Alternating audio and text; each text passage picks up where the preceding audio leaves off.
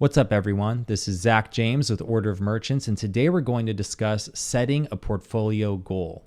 In this video, we're going to cover defining a portfolio goal, the purpose of funding a portfolio in the first place, elements of a portfolio goal, and also give a defined portfolio goal example.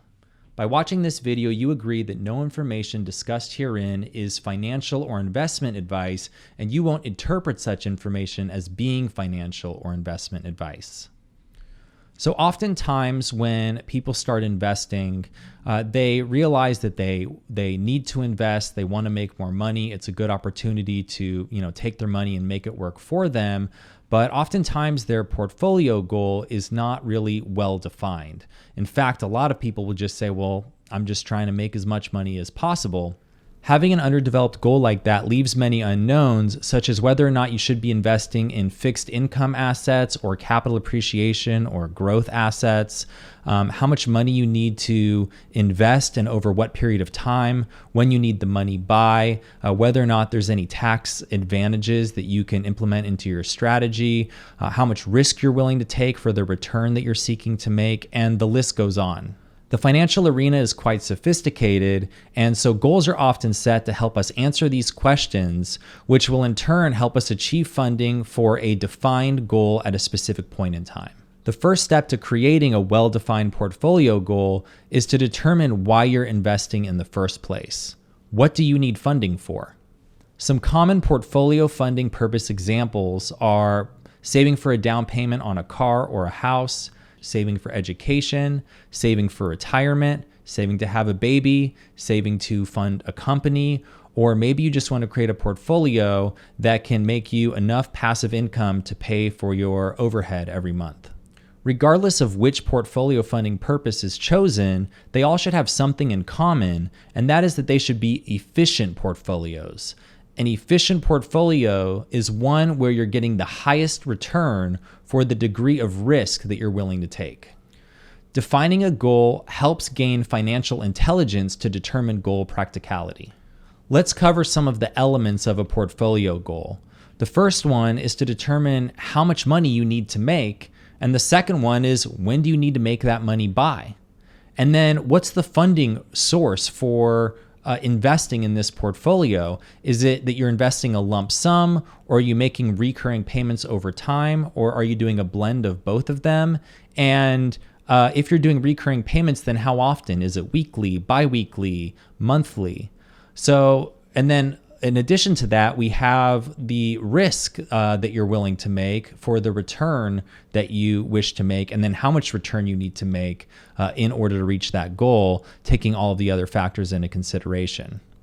Time horizon is the term that's often used to describe the time from when you start investing to the time that you need the money by, and also to help you determine risk. There is a term out there called risk tolerance, and there's different methods out there for determining what your risk tolerance is for a given portfolio.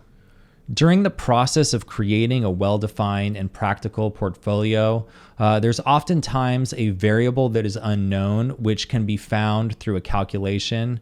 And I'm going to give you a couple examples right now to show you what I mean. An investor wishes to achieve $200,000 for a down payment on a $1 million home in 3 years and can afford to save $3,000 per month. How much return does the investor need to make per year on average in order to reach their goal? So this example is a bit oversimplified, but clearly indicates that the percent return is the unknown variable, which can be figured out in a calculation that is beyond the scope of this video. The rate of return that is required to reach a portfolio goal is often called the required rate of return. Here's another example. An investor needs $50,000 to fund their new startup in 15 months and expects to make a 12% average return on their investment per month. How much money does the investor need to save each month in order to reach their goal?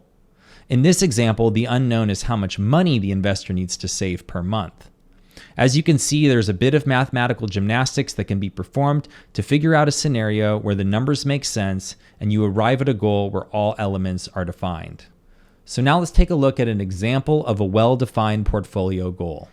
An investor that needs $50,000 to fund their new startup in 15 months and expects to make a 12% average return per month needs to save $1,197.51 per month to achieve their portfolio goal.